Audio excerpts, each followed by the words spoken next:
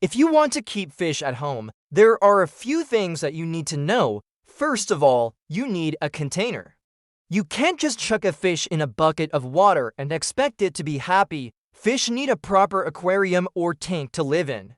There are all kinds of different shapes and sizes of aquariums, but the most common is the rectangular one. They come in many different sizes, too. A good size for a beginner would be about 20 gallons.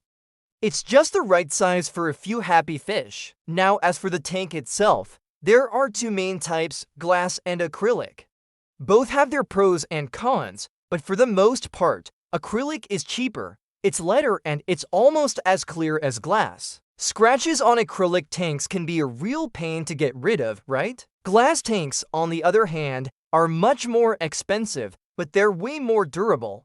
A scratch on a glass tank, no worries, just buff it out. Another thing that you'll need to think about is where you're going to put your tank.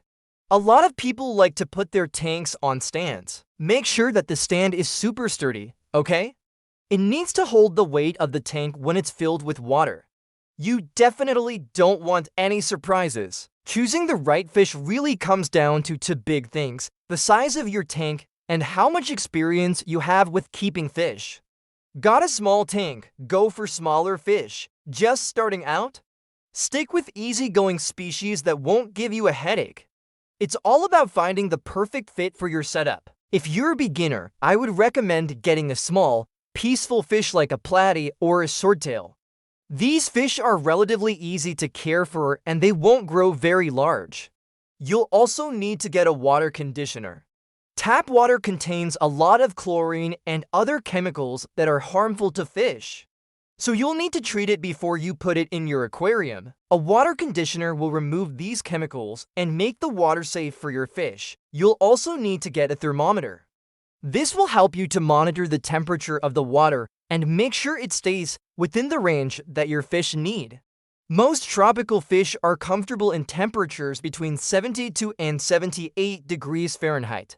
And finally, you'll need to get a fish net. This is useful for a number of reasons, like for when you're re-adding the fish to the tank or for when you're redoing water changes.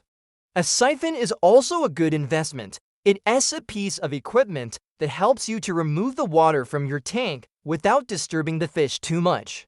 So those are the basics of what you need to know before you get your first fish. With a little bit of research and preparation, you can make sure that your fish are happy and healthy for years to come. Good luck and happy fish keeping!